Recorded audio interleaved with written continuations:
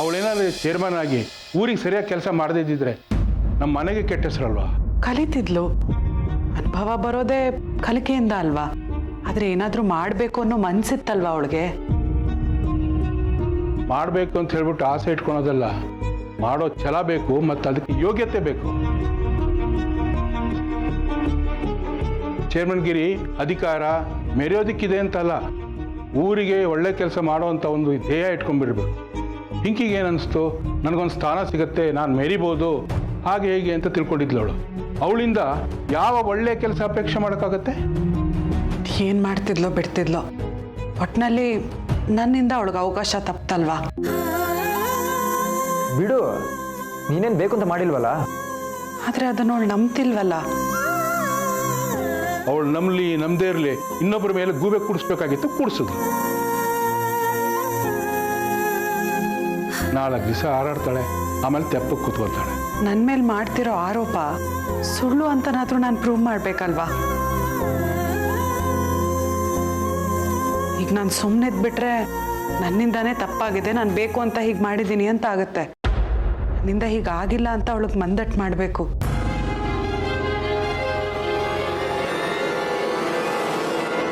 ಮೋಸ ಮಾಡಿದ್ದಾರೆ ಅವರೆಲ್ಲ. ಅವರು ಮಾಡಿರೋ ಅನ್ಯಾಯಕ್ಕೆ ನಾವು ಅವರನ್ನ ಸುಮ್ಮನೆ ಬಿಡಬಾರ್ದು, ಸೇಡ್ ತೀರಿಸ್ಕೊಳ್ಳೇಬೇಕು. ಇಲ್ಲಮ್ಮ, ಇಷ್ಟು ದಿವಸ ನೀನು ಹೇಳ್ದಾಗೆ ನಾನು ಮಾಡ್ತಿದ್ದೆ. ಆದರೆ ಇನ್ನು ಮುಂದೆ ಈ ಪಿಂಕಿ ಏನು ಅಂತ ತೋರಿಸ್ತೀನಿ. ಆ ಲಕ್ಕಿ ಗೀತನ್ಗೆ ಒಂದು ಅಹಂ ಇದೆ. ತಾನು ಕಬಡ್ಡಿಯಲ್ಲಿ ಫೇಮಸ್ ಆದೆ, ಇವನು FM ಅಲ್ಲಿ ಫೇಮಸ್ ಆಗಿದ್ದೀನಿ ಅಂತ. ಏನೋ ದುಡ್ದು ಗುಡ್ಡೆ ಹಾಕಿದ್ದೀವಿ ಅಂತ ಬೆಂಗಳೂರಿಗೆ ಹೋಗಿ ಮೆರಿತಾ ಇದ್ದಾರೆ. ಆ ಲಕ್ಕಿ ಗೀತ ಗಳಿಸಿರೋ ಹೆಸರು ಹಣ ಎಲ್ಲ ಕಳ್ಕೊಂಡು ಬೀದಿಗೆ ಬರಬೇಕು. ಹಾಗೆ ಮಾಡ್ತೀನಿ, ನೋಡ್ತಾ ಇರು.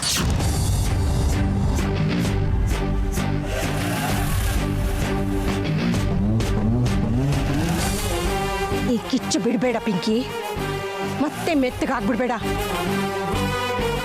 ನಮಗಾಗಿರೋ ಅವಮಾನನ ನಾವು ಮರಿಬಾರ್ದು ಕಣೆ. ನಾವೇನಾದ್ರೂ ಸಾಧಿಸ್ಲೇಬೇಕು. ನಿನ್ ಗಂಡನ ಕಾಲು ಎಳೆದ್ರು ಆ ಮನುಷ್ಯಂಗಂತೂ ಏನೂ ಅರ್ಥ ಆಗ್ಲಿಲ್ಲ. ಈಗ ನಿನ್ ಬುಡಕ್ಕೆ ಬಂದಿದೆ. ಅವರೆಲ್ಲ ಗತಿ ಕೆಟ್ಟವ್ರಾಗ್ಬೇಕು ಕಣೆ. ನಾವದನ್ನ ನೋಡ್ಬೇಕು.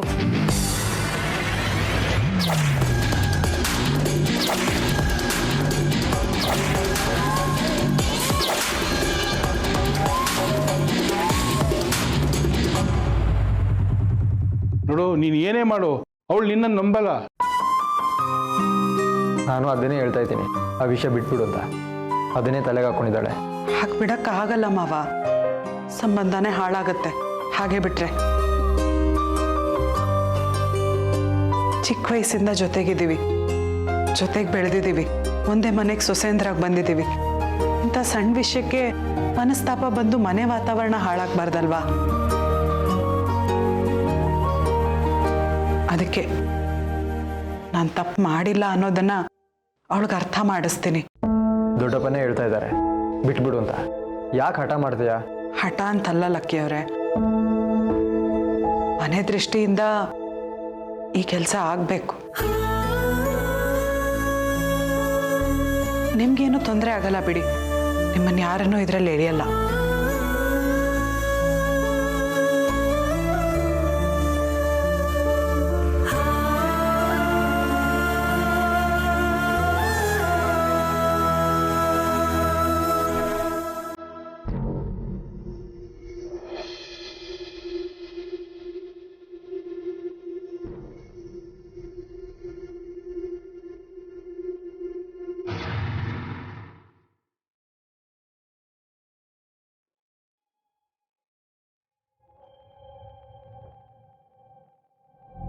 ಪಿಂಕಿ, ನಿನ್ನ ಹತ್ರ ಮಾತಾಡ್ಬೇಕಿತ್ತು ಕಣೆ. ನಾನು ಯಾರ ಮಾತನ್ನು ಕೇಳಲ್ಲ. ದಯವಿಟ್ಟು 5 ನಿಮಿಷ ಮಾತಾಡೋದಕ್ಕೆ ಅವಕಾಶ ಮಾಡಿಕೊಡೆ. ಬೇಡ, ನೀನ್ ಯಾವ ಮಾತು ಕೇಳೋದಕ್ಕೂ ನನಗಿಷ್ಟ ಇಲ್ಲ. ನೀನ್ ನನ್ನಿಷ್ಟ ಮುಖ ನೋಡೋದಕ್ಕೂ ನನಗಿಷ್ಟ ಇಲ್ಲ. ದಯವಿಟ್ಟು ಇಲ್ಲಿಂದ ತೊಲಗು. ನೀನ್ ಬೈದ್ರು ಪರವಾಗಿಲ್ಲ ಕಣೆ, ಬೈಸ್ಕೋತೀನಿ ನಾನು. ಹೌದಮ್ಮ, ಬೈದ್ರು ಬೈಸ್ಕೋತೀಯ, 4 ಏಟು ಹೊಡೆದ್ರು ಹೊಡೆಸ್ಕೋತೀಯ ಅಲ್ವಾ? ನಿನಗದ್ರಿಂದ ಸಮಾಧಾನ ಸಿಗುತ್ತೆ ಅನ್ನೋದಾದ್ರೆ ಅದನ್ನು ಮಾಡು. ಏನ್ ಮಾಡಿದ್ರು ಆಗಿರೋದಂತೂ ತಪ್ಪಿಸೋಕ್ಕಾಗಲ್ಲ ಅಲ್ವಾ? ನನ್ನ ನಾಮಿನೇಷನ್ ಕರೆಯಲ್ಲ, ಎಲೆಕ್ಷನ್ ನಿಲ್ಲಕ್ಕಾಗಲ್ಲ, ನಾನು ಚೇರ್ಮನ್ ಆಗೋಕ್ಕಾಗಲ್ಲ. ಇದು ತಾನೇ ನಿನಗೆ ಬೇಕಾಗಿದ್ದಿತ್ತು. ತನಗೆ ಹೊಡೆದ್ರು ಬಡಿದ್ರು ಅಂತೀರ, ಅಲ್ಲೂ ನಿನ್ಗೆ ತಾನೇ ಗೆಲುವು, ನನಗ್ ಸೋಲೆ. ನಿನ್ನ ಸೋಲು ನನಗೆ ಗೆಲುವು ಹೇಗಾಗುತ್ತೆ ಪಿಂಕಿ? ಹೌದು ಕಣೆ, ನಿನಗೆ ನಾನು ಸೋಲೋದೇ ಬೇಕಾಗಿದ್ದಿತ್ತು, ಅದೇ ತಾನೇ ನಿನ್ ಗೆಲುವು. ನಾವೇನು ಪಂದ್ಯಕ್ಕೆ ಬಿದ್ದಿದ್ದೀವೇನೆ? ಹೌದಲ್ವಾ? ನಾವಿಬ್ರು ಒಂದೇ ಮನೆ ಸೊಸೆಯಂದಿರು, ಯಾರು ಹೆಚ್ಚು ಯಾರು ಕಡಿಮೆ ಅಂತ ಪಂದ್ಯಕ್ಕೆ ಬೀಳ್ತಾನೆ ಇರ್ತೀವಿ. ಇಲ್ಲ ಕಣೆ, ನಾವಿಬ್ರು ಈ ಮನೆಗೆ ದೀಪಗಳಿದ್ದ ಹಾಗೆ. ಹೆಚ್ಚು ಕಡಿಮೆ ಅನ್ನೋ ಮಾತೇ ಬರೋದಿಲ್ಲ. ನಾವಿಬ್ರು ಸೇರಿ ಈ ಮನೇನ ಬೆಳಗ್ಬೇಕು ಕಣೆ. ಅದ್ ಬಿಟ್ಟು ಈ ಥರ ಮುನಿಸ್ಕೊಂಡು ಕೂತ್ಕೊಂಡ್ರೆ ಏನು ಚೆನ್ನಾಗಿರುತ್ತೆ ಹೇಳು? ಈ ರೀತಿ ಬಣ್ಣದ ಮಾತಾಡ್ಬಿಟ್ರೆ ನಾನು ಕರ್ಗ ಹೋಗೋದಿಲ್ಲ. ಬೇಕಾಗಿರೋದನ್ನ ಸಾಧಿಸ್ಕೊಂಡಿಯಲ್ಲ, ಇನ್ನೇನು ಬೇಕು ನಿನಗೆ? ಈಗ ಬಂದು ಸಮಾಧಾನ ಮಾಡ್ತಿದೀಯಾ? ಜನ್ಮದಲ್ಲಿ ನಾನು ನಿನ್ನ ಕ್ಷಮಿಸಲ್ಲ ಕಣೆ. ಸಮಾಧಾನನೂ ಆಗೋದಿಲ್ಲ. ತೊಲಗು ಇಲ್ಲಿಂದ. ಪಿಂಕಿ, ನೀನು ನಾಮಿನೇಷನ್ ಫೈಲ್ ಮಾಡಬಾರ್ದು, ಎಲೆಕ್ಷನ್ಗೆ ನಿಲ್ಬಾರ್ದು, ಚೇರ್ಮನ್ ಆಗಬಾರ್ದು ಅನ್ನೋ ಯಾವ ಉದ್ದೇಶನೂ ನನಗೆ ನಿಜವಾಗ್ಲೂ ಇರಲಿಲ್ಲ ಕಣೆ. ನೀನು ಎಲೆಕ್ಷನ್ಗೆ ನಿಂತ್ಕೋತಿದೀಯಾ ಅಂತ ಗೊತ್ತಾದ ತಕ್ಷಣ ನಿನಗಿಂತ ನಾನು ಹೆಚ್ಚು ಖುಷಿ ಪಟ್ಟಿದ್ದೀನಿ ಕಣೆ. ನಾನು ಎಲೆಕ್ಷನ್ಗೆ ನಿಂತರೂ ಯಾರೂ ಓಟ್ ಹಾಕಲ್ಲ ಅಂತ ನೀನು ಅನ್ಕೊಂಡಿದ್ದೆ. ನನ್ನ ಅಪೋಸಿಟಾಗಿ ಯಾರೂ ನಿಲ್ಲಲ್ಲ ಅಂತ ಗೊತ್ತಾಯ್ತಲ್ಲ. ಇನ್ನೆಲ್ಲಿ ನಾನು ಗೆದ್ದು ಚೇರ್ಮನ್ ಆಗ್ಬಿಡ್ತೀನೋ ಅನ್ನೋ ಹೊಟ್ಟೆ ಕಿಚ್ಚಿಗೆ ಈ ರೀತಿ ಎಲ್ಲ ಮಾಡಿದೆ. ನನಗೆ ಗೊತ್ತಾಗಲ್ವಾ? ಇಲ್ಲ ಕಣೆ, ನಾನು ನಿನಗೆ ಅದನ್ನೇ ತಿಳಿಸಿ ಹೇಳೋದಕ್ಕೆ ಪ್ರಯತ್ನ ಪಡ್ತಿರೋದು. ನಾನಂಥ ಕೆಲಸ ನಿಜವಾಗ್ಲೂ ಮಾಡಿಲ್ಲ ಕಣೆ. ನಾನಂತ ಕೆಲಸ ಮಾಡಿಲ್ಲ, ನನ್ನನ್ನು ನಂಬು ಅಂತ ಹೇಳೋಕೆ ಬಂದಿದ್ಯಾ? ಇಲ್ಲ, ನಾನು ಮಾಡಿಲ್ಲ, ನಂಬಿದ್ರೆ ನಂಬು, ಬಿಟ್ರೆ ಬಿಡು ಅಂತ ಹೇಳ್ತಿದ್ಯಾ? ಕಳ್ಳನ ಮನಸ್ಸು ಹುಳುಗೆ ಅಂತಾರಲ್ಲ, ಅದಕ್ಕೆ ಪದೇ ಪದೇ ಬಂದು ನಾನು ಏನು ತಪ್ಪು ಮಾಡಿಲ್ಲ ಅಂತ ನಂಬಿಸೋದಕ್ಕೆ ಟ್ರೈ ಮಾಡ್ತಿದ್ಯಾ? ನೋಡು ಗೀತಾ, ನಿಂದೊಂದು ಮಾತು ಕೇಳೋದಕ್ಕೂ ನನಗಿಷ್ಟ ಇಲ್ಲ. ಇನ್ನು ಸ್ವಲ್ಪ ಹೊತ್ತು ನೀನು ಇಲ್ಲಿದ್ರು ನಾನು ಏನು ಮಾಡ್ತೀನೋ ನನಗೆ ಗೊತ್ತಿಲ್ಲ. ತೊಲಗು ಇಲ್ಲಿಂದ. ಏನು ಮಾಡ್ತೀಯೋ ಮಾಡೆ, ಆದರೆ ನಾನು ಹೇಳೋದನ್ನಂತೂ ಹೇಳಲೇಬೇಕು. ಯಾಕೆ ನನ್ನ ಹಿಂದೆ ಬಿದ್ದಿದ್ಯಾ? ನಿನ್ನಿಂದ ನನ್ನ ಅವಕಾಶ ತಪ್ಪೋಯ್ತು. ಪದೇ ಪದೇ ಅದನ್ನೇ ನೆನಪಿಸ್ಬೇಡ. ಹೊಟ್ಟೋಗಿಲ್ಲಿಂದ. ದಯವಿಟ್ಟು ನನ್ನ ಮಾತು ಕೇಳೆ ಪಿಂಕಿ. ಹೋಗು.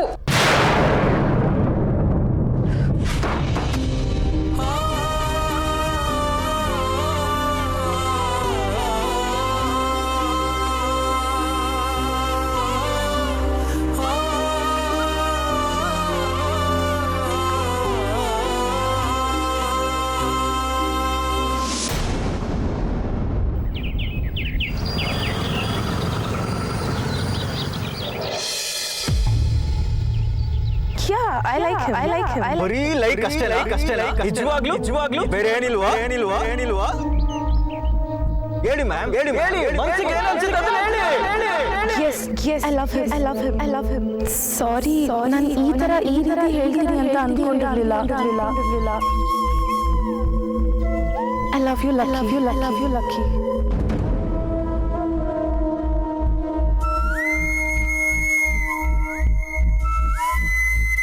ಯಾಕೋ ಒಬ್ಬನೇ ಕೂತಿದ್ಯಾ? ಸುಮ್ಮನೆ. ಏನಾದರೂ ಯೋಚನೆ ಮಾಡ್ತಿದ್ಯಾ? ಏನೂ ಇಲ್ಲ. ಏನಾದ್ರು ಇದ್ರೆ ಹೇಳಪ್ಪ. ಏನೂ ಇಲ್ಲ ಅಂತ ಹೇಳಿದ್ನಲ್ಲ. ಸರಿ, ಫೈನಲ್ ಮ್ಯಾಚು ಪ್ರಿಪ್ರೇಷನ್ ಹೇಗೆ ನಡೀತಿದೆ? ನಡೀತಾ ಇದೆ. ಡಲ್ ಆಗಿದೆಯಾ? ಇಲ್ವಲ್ಲ. ಏನಾದರೂ ಪ್ರಾಬ್ಲಮ್ ಇದ್ದರೆ ಹೇಳ್ಕೊ. ಪ್ರಾಬ್ಲಮ್ಸ್ಗಳು ದಿನೇ ಹೊಸದು ಬರ್ತಾನೆ ಇರುತ್ತೆ. ಅದಕ್ಕೆಲ್ಲ ತಲೆ ಕೆಡಿಸ್ಕೊಂಡು ಕೂರೋಕ್ಕಾಗತ್ತಾ? ಅದಕ್ಕೆ ಏನಾದರೂ ಪರಿಹಾರ ಹುಡ್ಕೋಬೇಕು. ಕೆಲವೊಂದು ಸಲ ಪ್ರಾಬ್ಲಮ್ಗೆ ಸೊಲ್ಯೂಷನ್ ಹುಡ್ಕೋದಕ್ಕಿಂತ ಪ್ರಾಬ್ಲಮ್ ಯಾಕೆ ಬಂತು ಅಂತ ಯೋಚನೆ ಮಾಡೋದೇ ದೊಡ್ಡದಾಗಿದೆ. ಇವಾಗ ನಿನ್ಗೆ ಏನಪ್ಪ ಕಾಡ್ತಾ ಇರೋದು? ನಾವೊಬ್ಬರನ್ನ ಯಾವ ಫೀಲಿಂಗಲ್ಲಿ ನೋಡ್ತೀವೋ ಅದೇ ಫೀಲಿಂಗಲ್ಲಿ ಅವ್ರು ಯಾಕೆ ನಮ್ಮನ್ನು ನೋಡಲ್ಲ? ಯಾಕೆಂದರೆ ಪ್ರತಿಯೊಬ್ಬರದ್ದು ಯೋಚನೆ ಆಲೋಚನೆ ಒಂದೇ ಥರ ಇರಲ್ಲ. ನೀನು ನನ್ನ ನೋಡೋ ಥರ ನಾನು ನಿನ್ನನ್ನು ನೋಡೋಕ್ಕಾಗಲ್ಲ.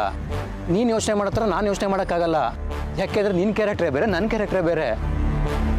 ಹಾಗಂತ ನಿನಗಿಷ್ಟ ಬಂದಾಗೆ ನೀನು ನನ್ನ ಬಗ್ಗೆ ಅನ್ಕೊಳಕ್ಕಾಗುತ್ತಾ? ಲಕ್ಕಿ, ಅದು ನನಗೆ ಬಿಟ್ಟಿದ್ದು. ನನ್ನ ಮನಸ್ಸಿಗೆ ಏನು ಬರುತ್ತೋ ನಾನು ಅದನ್ನು ಯೋಚನೆ ಮಾಡ್ತೀನಿ. ಏನಾದ್ರು ನಾನು ನಿನ್ನ ಹತ್ರ ಹೇಳ್ಕೊಂಡ್ರೆ ನೀನು ಕ್ಲಾರಿಫೈ ಮಾಡ್ಬೋದು. ಮತ್ತೆ ಅವ್ರು ನನ್ನ ಹತ್ರ ಬಂದು ಈಗ ಅಂದ್ಕೊಂಡಿದ್ದೀನಿ ಅಂತ ಕೇಳಿದಿದ್ರೆ ಸರಿನೋ ತಪ್ಪು ಅಂತ ಕ್ಲಾರಿಫಿಕೇಶನ್ ಕೊಡ್ತಾ ಇದ್ದೆ. ಅವ್ರು ಯಾಕೆ ನನ್ನ ಹತ್ರ ಏನು ಕೇಳಿಲ್ಲ ಅಂತ. ಇವಾಗ ನಿನ್ನ ಬಗ್ಗೆ ಯಾರು ಏನು ಅಂದ್ಕೊಂಡ್ರು?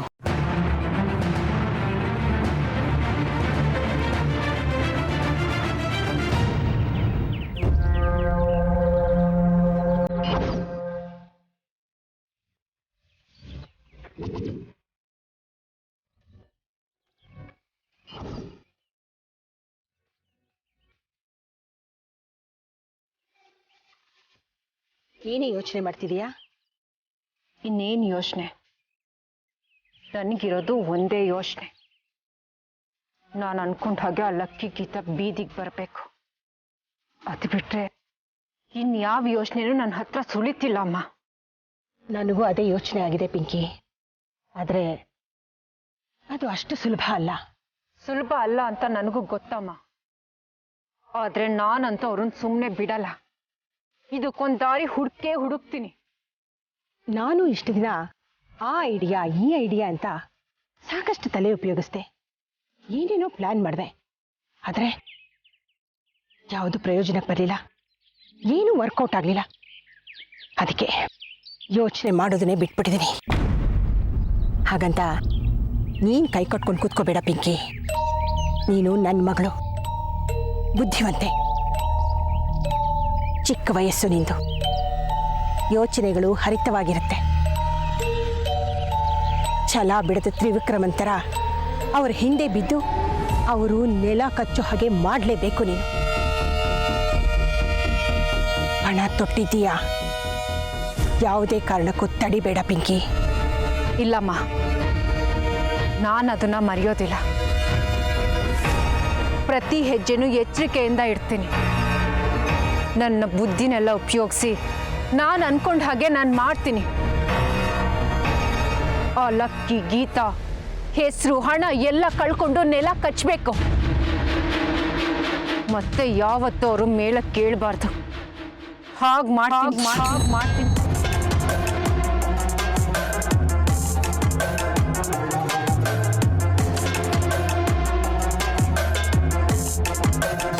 ಸೊನಾಲಿ ಅವರು ಏನಂತೆ?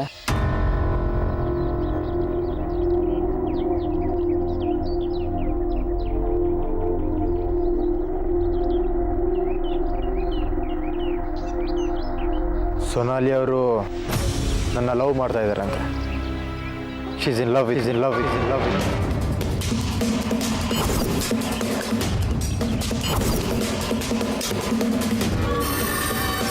ಸೊನಾಲಿ ಅವರು ನಿನಗೆ ಪ್ರಪೋಸ್ ಮಾಡಿದ್ರಾ?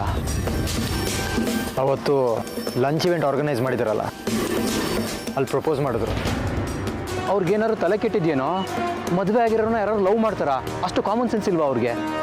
ಅದು ಅವ್ರಿಗೆ ಗೊತ್ತಿಲ್ವಲ್ಲ ಏನು ನನಗೆ ಮದುವೆ ಆಗಿದೆ ಅನ್ನೋದು. ಇಷ್ಟು ದಿನ ನೀವಿಬ್ರು ಜೊತೆಲಿದ್ದೀರಾ, ಅದು ಅಲ್ಲದೆ ನೀವಿಬ್ರು ಕ್ಲೋಸ್ ಫ್ರೆಂಡ್ಸು. ನೀನು ಮದುವೆ ಆಗಿದೆಯಾ ಅಂತ ಅವ್ರಿಗೆ ಗೊತ್ತಿಲ್ವಾ? ನಿಜ ಅವ್ರಿಗೆ ಗೊತ್ತಿಲ್ಲ. ಲಕ್ಕಿ, ನೀನು ಏನೋ ಮಾತಾಡ್ತಿದ್ಯಾ? ಅದು ಹೇಗೋ ಆಗುತ್ತೆ? ಆ ವಿಷಯ ನಮ್ಮಿಬ್ಬರ ಮಧ್ಯೆ ಯಾವತ್ತೂ ಬಂದಿಲ್ಲ. ಅವ್ರು ಕೇಳೂ ಇಲ್ಲ, ನಾನು ಹೇಳೂ ಇಲ್ಲ. ಮತ್ತೆ ಪ್ರಪೋಸ್ ಮಾಡಿದಾಗಲೇ ಹೇಳ್ಬೇಕಿತ್ತು, ನನಗೆ ಮದುವೆ ಆಗಿದೆ, ನೀವು ಆ ಥರ ಯೋಚನೆ ಎಲ್ಲ ಇಟ್ಕೋಬೇಡಿ ಅಂತ. ಹೇಳೋಕ್ಕಾಗಲ್ಲ. ಏನು? ನನಗೆ ಮದುವೆ ಆಗಿದೆ ಅಂತ ಹೇಳೋಕ್ಕಾಗಲ್ಲ. ಏಕೆ ಆಗಲ್ಲ? ಅದೇ ಯಾಕೆ ಅಂತ. ಆಗಲ್ಲ ಕಣೋ, ಪ್ರಾಬ್ಲಮ್ ಆಗುತ್ತೆ. ಓ, ಅವ್ರು ಎಲ್ಲಿ ನಿನ್ನ ಕೈ ಬಿಟ್ಟು ಹೋಗ್ಬಿಡ್ತಾರೆ ಅಂತನಾ? ಏನು? ನಿನಗೆ ಮದುವೆ ಆಗಿರೋ ವಿಷಯನ ಅವ್ರ ಹತ್ರ ಮುಚ್ಚಿಡೋ ಅಗತ್ಯ ಏನೋ ಇದೆ? ಅವ್ರ ಹತ್ರ ಅಂತಲ್ಲ, ಬೇರೆ ಯಾರಿಗೂ ಪಬ್ಲಿಕ್ ಆಗಿ ನನಗೆ ಮದುವೆ ಆಗಿದೆ ಅಂತ ಹೇಳೋಕ್ಕಾಗಲ್ಲ. ನನಗೆ ನೀನು ಹೇಳ್ತಿರೋದು ಅರ್ಥ ಆಗ್ತಾ ಇಲ್ಲ. ನನ್ನಿಂದ ಒಂದು ಮಿಸ್ಟೇಕ್ ಆಗಿದೆ ಕಣ. ಏನದು? ನಾನು ಬೆಂಗಳೂರು ಬ್ರೇವ್ಸ್ ಟೀಮ್ಗೆ ಅಗ್ರಿಮೆಂಟ್ ಮಾಡ್ಕೊಂಡಿರೋದೇ ಅನ್ಮ್ಯಾರಿಡ್ ಅಂತ.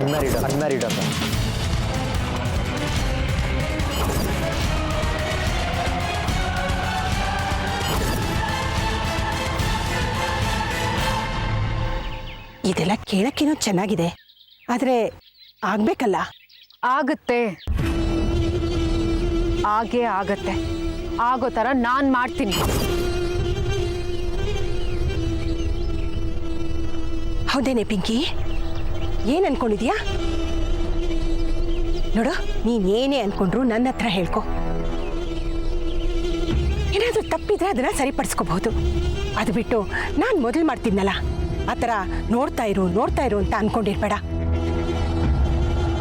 ಒಂದು ಸಲ ಅಂತ 10 ಸಲ ಯೋಚನೆ ಮಾಡೋಣ.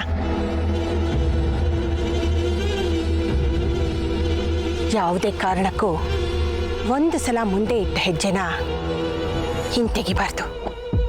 ನಾವು ಅನ್ಕೊಂಡಿರೋದು ಆಗಲೇಬೇಕು. ಆ ಥರ ಏನಾದರೂ ಮಾಡಬೇಕು. ನೀನು ಹೇಳೋದು ಸರಿ, ಹಾಗೆ ಮಾಡೋಣ.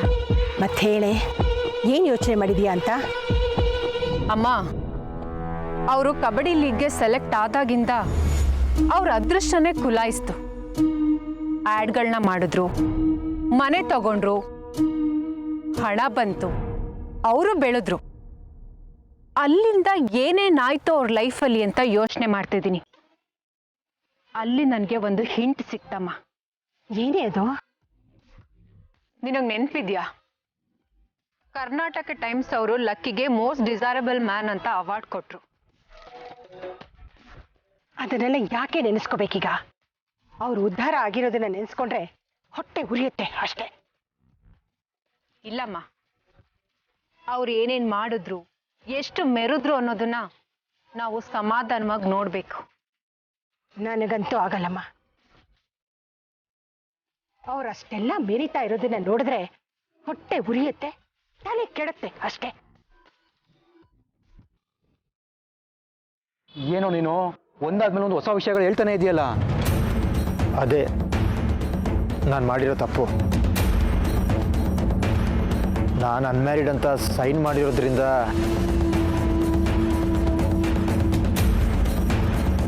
ಮ್ಯಾರಿಡ್ ಅಂತ ಪಬ್ಲಿಕಲ್ಲಿ ಎಲ್ಲೂ ಹೇಳೋಕ್ಕಾಗಲ್ಲ. ಯಾಕೋ ಇಂಥ ಸುಳ್ಳು ಹೇಳಿದೆ, ಮದುವೆ ಆಗಿಲ್ಲ ಅಂತ? ಅದೇ ಅವ್ರ ರೂಲ್ಸ್ ಕಣೋ. ಅನ್ಮ್ಯಾರಿಡ್ ಪ್ಲೇಯರ್ಸ್ನ ಮಾತ್ರ ತಗೋತಾರೆ. ಆಕ್ಷನಲ್ಲಿ ನನ್ನ ತಗೊಂಡಿದ್ರು. ನಾನು ಮ್ಯಾರಿಡ್ ಅಂತ ಹೇಳಿದಿದ್ರೆ ನಾನು ಆಡೋಕ್ಕೆ ಆಗ್ತಾ ಇರಲಿಲ್ಲ. ಅದಕ್ಕೆ ಈ ಥರ ಸುಳ್ಳು ಹೇಳಿ ಸೈನ್ ಮಾಡಿದ್ಯಾ? ನನಗೆ ಬೇರೆ ಆಪ್ಷನ್ ಇರಲಿಲ್ಲ ದತ್ತಣ್ಣ. ಕಬಡ್ಡಿನೇ ನನ್ನ ಉಸಿರು. ಕಬಡ್ಡಿನೇ ಎಲ್ಲ ಅಂತ ಹೇಳ್ತಾ ಇದೆ, ಬಟ್ ನಾನು ಏನು ಸಾಧನೆ ಮಾಡೋಕ್ಕಾಗ್ತಿರ್ಲಿಲ್ಲ. ಅದೇ ನಾನು ಏನು ಅಂತ ಪ್ರೂವ್ ಮಾಡೋದಕ್ಕೆ ನನಗೆ ಸಿಕ್ಕಿರೋ ಒಂದೇ ಅವಕಾಶ ಇದೆ, ಈ ಲೀಗ್ ಮ್ಯಾಚ್. ಲಕ್ಕಿ ಆದರೂ ನಾನು ಮಾಡಿರೋ ತಪ್ಪೇ, ನಾನು ಒಪ್ಕೋತೀನಿ. ಆ ಒಂದು ಸುಳ್ಳು ನಿನ್ನನ್ನು ಇಲ್ಲಿ ಕರ್ಕೊಂಡ್ಬಂದು ನಿಲ್ಲೋವಾಗ ಮಾಡಿದೆ. ಸೊನಾಲಿ ಅವರು ನಿನಗೆ ಪ್ರಪೋಸ್ ಮಾಡೋವಾಗ ಮಾಡಿದೆ. ಈಗ ಏನೋ ಮಾಡ್ತೀಯಾ? ಹೇಳಿರೋ ಸುಳ್ಳು ಗೊತ್ತಾಗ್ಬಿಡುತ್ತೆ ಅನ್ನೋ ಭಯ ಇತ್ತು. ಅದಲ್ಲದೆ ಈ ಹೊಸ ಪ್ರಾಬ್ಲಮ್ಸು ನನಗೆ ಬೇಡವೇ ಬೇಡ. ಮತ್ತಿವಾಗ ಏನೂ ಮಾಡದೆ ನನ್ನ ಪಾಡಿಗೆ ನಾನು ಸುಮ್ಮನೆ ಇದ್ದು ಬಿಡ್ತೀನಿ.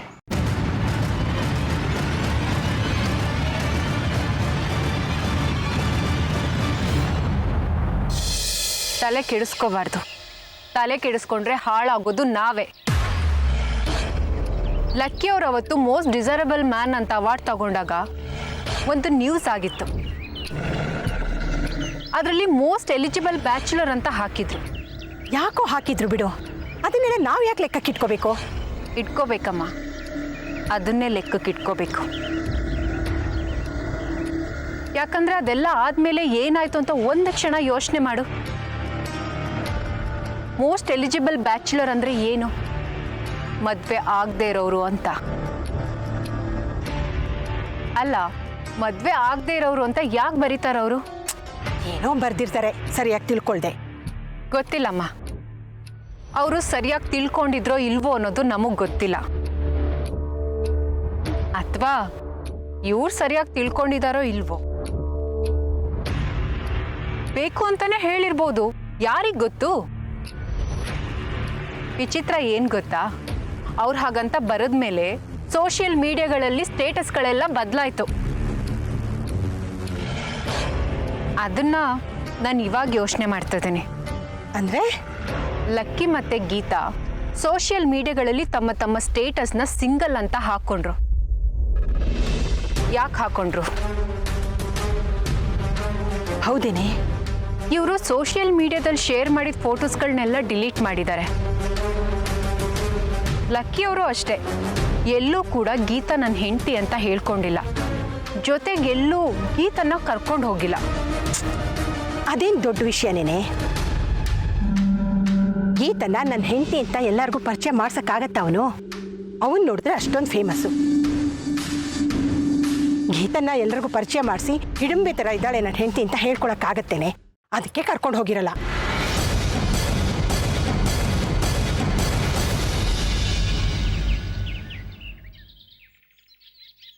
ಏನು ಮಾಡಿದೆ ಸುಮ್ಮನೆ ಇದ್ಬಿಡ್ತೀಯಾ? ಲಕ್ಕಿ, ನಿಂದೊಂಥರ ಈ ಆಸ್ಟ್ರಿಚ್ ಪಕ್ಷಿ ಕಥೆ ಆಯ್ತು ಕಣೋ.